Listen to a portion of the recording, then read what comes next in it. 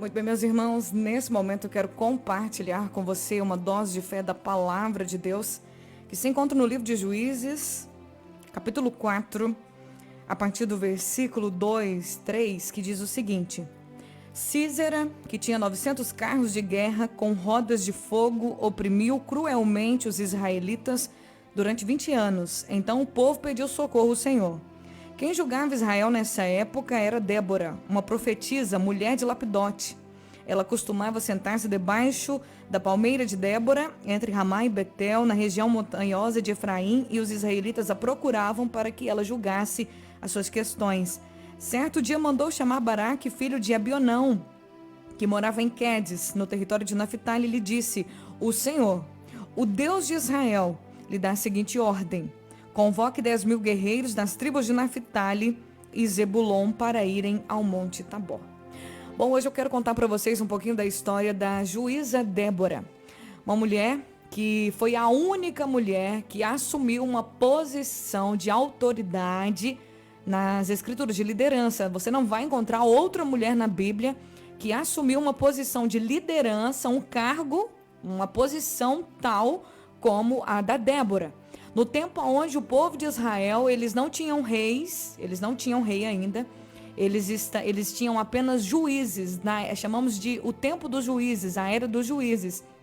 Depois que morreu o juiz Eude, os israelitas se afastaram do coração de Deus, eles fizeram o que era mal aos olhos do Senhor, e quando eles se afastaram de Deus, veio contra eles os cananeus, o rei Jabim, com todo o seu exército, e o seu comandante vitorioso, um homem guerreiro chamado Císera. E o Císera, ele tinha muitos soldados e tinha 900 carros de guerra. Um exército com 900 carros de guerra naquela época era um exército top de linha. E diz a palavra de Deus que os cananeus, o povo do rei Jabim, atormentou, oprimiu, humilhou o povo de Israel durante 20 anos. 20 anos, gente. Não é 20 dias, nem 20 meses. É 20 anos. E diz a palavra de Deus que nesse tempo onde o povo estava sendo oprimido pelos cananeus, havia uma juíza, uma mulher, uma profetisa, a esposa de um homem chamado Lapidote, que se levantou como juíza sobre Israel. E ela já tinha um ministério profético, ela era uma profecia, uma profetisa, na verdade. Ela transmitia para Israel a palavra de Deus. Ela transmitia as mensagens de Deus para o povo de Israel. E por causa talvez da sua autoridade, do seu chamado, da sua imponência, ela se tornou juíza sobre Israel. E ela costumava sentar-se debaixo de uma palmeira que foi nomeada de a palmeira de Débora, onde ela julgava as causas do povo de Israel. Então, naquele tempo dos juízes, qual era a função do juiz? Dar conselhos, julgar. Era realmente uma função de juiz, julgar as causas do povo, resolver as questões, dar conselhos, determinar. Eu e meu irmão temos um campo, nosso pai morreu, e então ela ia lá e falava assim: ó, então metade do campo é para você, a outra metade para você. Então ela julgava as causas de Israel, do povo de Israel, o que precisava ser direcionado, ela determinava. Então a palavra dela era uma ordem, a palavra dela tinha grande valor, grande valia. Agora, eu não entendo como num tempo como aquele, onde as mulheres não eram bem vistas, as mulheres não eram respeitadas, valorizadas. Nós vemos isso, né? Ainda mais por causa daquela cultura, como essa mulher, ela atingiu esse nível, esse patamar, né? Como ela conseguiu chegar nesse momento onde ela teve o respeito de toda uma nação. Ela recebeu o respeito de homens, e ela recebeu o respeito de uma maneira tão grande que nós vamos ver mais pra frente na história, que quando ela chama o comandante Baraque, quando ela chama Baraque, diz: Baraque, eu tenho uma palavra de Deus para você. Deus manda eu te dizer, o Senhor dos Exércitos dá uma ordem para Israel agora. Deus libera uma palavra para Israel, uma palavra de vitória para Israel. E a palavra do Senhor a ordem de Deus para você organize um exército. Convoque 10.000 guerreiros das tribos de Naphtali e de Zebulon, e vão se preparar no Monte Tabor. A palavra de Deus para Baraque, através da vida de Débora, era essa: prepare um exército, tome a posição, porque Deus vai dar vitória. E aí mais à frente diz a palavra de Deus que Deus libera também através da boca da Débora, que Deus daria vitória para Baraque, para Israel. Versículo 7: eu farei Sísera, comandante do exército de Jabim, rei dos cananeus, eu farei com que ele e seus carros de guerra fiquem nas suas mãos. Deus disse: eu vou entregar todo o exército poderoso de Sísera nas suas mãos, Baraque. E quando Baraque ele ouviu essas palavras, essa profecia, essa mensagem profética, ele disse no versículo 8 para Débora: eu só vou se você for comigo. Se você não for comigo, eu não irei. Pensem, gente, olha o respeito que a Débora tinha. Olhem só para vocês verem como ela alcançou um patamar de autoridade e respeito nesse tempo tão difícil, onde a gente não vê mulheres assumindo essas posições de autoridade, mas Deus levantou a Débora com um diferencial. Porque quando Deus quer levantar alguém, quando Deus quer usar alguém, Ele não olha se é homem, se é mulher, se é criança, se é adulto, se é idoso, quem é? Deus não olha, Deus não vê como o homem vê. Deus escolhe pessoas e Ele exalta essas pessoas e coloca essas pessoas nas posições que for da vontade dEle, para que o propósito dEle se cumpra. E o propósito de Deus sempre vai estar envolvendo outras pessoas. Deus, ele sempre trabalha no coletivo, visando o bem comum, o bem de Jesus. Todas as nossas diferenças, elas desaparecem.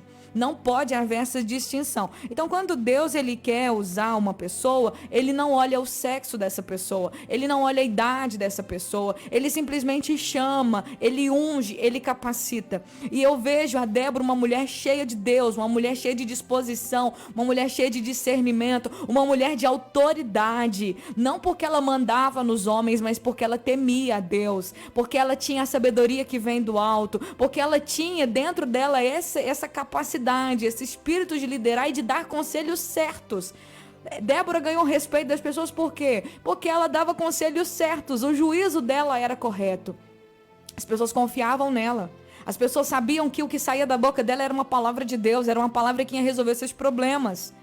E diz a palavra de Deus no capítulo 5, que a Débora, depois eles vencem essa guerra aqui, e diz a palavra de Deus que ela faz um cântico, ela canta uma canção, e ela diz que Débora, restavam poucos no povoado de Israel, até que Débora se levantou como mãe de Israel. Então olhem só para vocês ver, Deus fez de Débora uma mãe para o povo, e ela reconhecia esse chamado de Deus na vida dela. Ela sabia que ela não era qualquer mulher, somente uma profetisa. Ela sabia que ela não foi chamada só para ser uma juíza. Ela sabia que ela foi chamada para ser mãe de uma nação, para ser mãe do seu povo. Porque o povo estava já sofrendo as mínguas. O povo lamentava, o povo estava pobre, o povo estava passando fome, o povo estava sendo oprimido há 20 anos pelo inimigo. Mas aí Deus levanta essa mulher. Ela assume posição, porque ela diz, até que Débora se levantou como mãe de Israel. Restavam poucas pessoas, a nação estava às mínguas, até que Débora se levantou como mãe de Israel. Ela assumiu uma posição de mãe. E o que uma mãe faz? Uma mãe cuida, uma mãe protege, uma mãe provê, uma mãe enxerga as necessidades dos seus filhos, uma mãe abraça os seus filhos. Uma mãe está ali para poder livrar o seu filho de todo mal. O sentimento de mãe é esse. É a mãe que está sempre em volta, protegendo, cuidando. E nós vemos isso não só com os humanos, mas vemos isso com os animais. Vai mexer com a cria de um cachorro ou de um gatinho. Se você não sai de lá mordido, arranhado, se você não sai faltando um pedaço. Quando os animais eles dão cria, eles protegem os seus bebês. As fêmeas elas estão ali protegendo. E levantar-se sobre mãe, sobre alguém, isso é incrível. Então, o coração de Débora agradou a Deus porque ela se levantou como mãe sobre Israel. Ela se posicionou, talvez ouvindo as lamúrias, talvez ouvindo as dores, talvez ouvindo os sofrimentos do povo que vinha se aconselhar com ela. Ela se levantou como mãe, ela se sentiu muito mais do que uma juíza. Ela se posicionou muito mais do que uma profetisa.